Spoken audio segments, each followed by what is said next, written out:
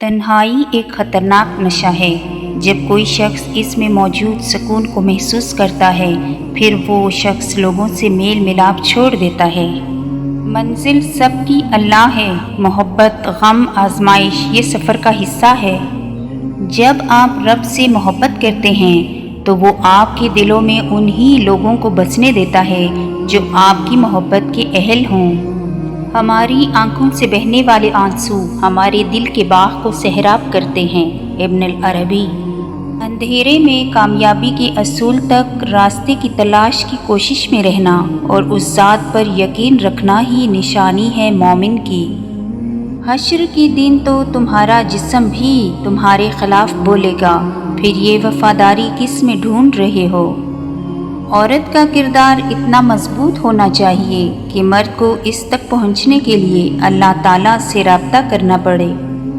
ہو سکتا ہے دنیا میں منافق بازی لے جائیں مگر آخرت سچے لوگوں کی کامیابی کا دن ہے۔ شان و شوکت تم رکھ لو، ہمارے لیے شہادت کافی ہے۔ Ertugrul Ghazi. حسد اصل میں انسان کی اللہ کی تقسیم سے عدم رضامندی ہے اور مسئلہ قبولیت کا ہے کہ ذہن میں کسی کو اللہ کی رحمت کا حقدار نہیں سمجھنا۔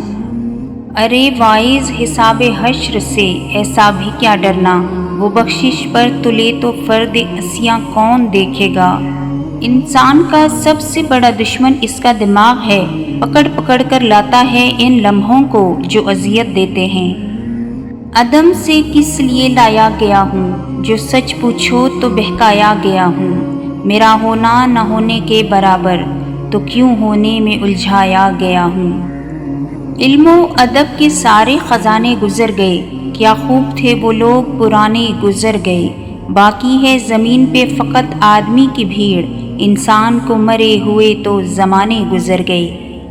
زندگی کبھی آسان نہیں ہوتی، اسے آسان بنانا پڑتا ہے، کبھی برداشت کر کے اور کبھی کچھ نظر انداز کر کے۔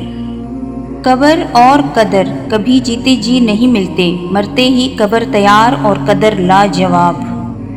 یہ سارے پارسا چہرے میری تسبیح کے دانے ہیں، نظر سے گرتے رہتے ہیں، عبادت ہوتی رہتی ہے۔ فرض ہوتے ہیں آنسوؤں کے سجدے، بلند جب آزمائش کی اذان ہوتی ہے۔ بڑا مشکل ہے ضبط کا وضو سنبھالنا، بڑی لمبی یہ صبر کی نماز ہوتی ہے۔ میں کچھ بھی نہیں، نہ خوش نہ غمزدہ، میں بس بیزار ہوں اس دنیا سے، یہاں کے لوگوں سے، ان کے رواجوں سے۔ جب بھی حضرت محمد صلی اللہ علیہ وآلہ وسلم کا خیال میرے دل میں آتا ہے تو میں اپنے اعمال کا سوچ کر شرمندہ ہو جاتا ہوں۔ اگر گندے کپڑوں میں شرم آتی ہے تو گندی سوچ رکھنے میں بھی شرم آنی چاہیے۔ گہری باتیں سمجھنے کے لیے گہری چوٹیں کھانی پڑتی ہیں۔ اللہ کی یاد، مشکل وقت میں ہمیشہ دعا مانگو۔ جہاں انسان کا حوصلہ ختم ہوتا ہے وہاں سے اللہ پاک کی رحمت شروع ہوتی ہے۔ بے شک جن کی اولاد نظر جھکا کر چلتی ہے ان کے والدین نظر اٹھا کر چلتے ہیں۔ لوگ اپنی بوریت دور کرنے کے لیے آپ کو وقت دیں یا عزیز رکھیں تو اسے محبت سمجھنے کی غلطی مت کیجیے۔ بانو قدسیہ۔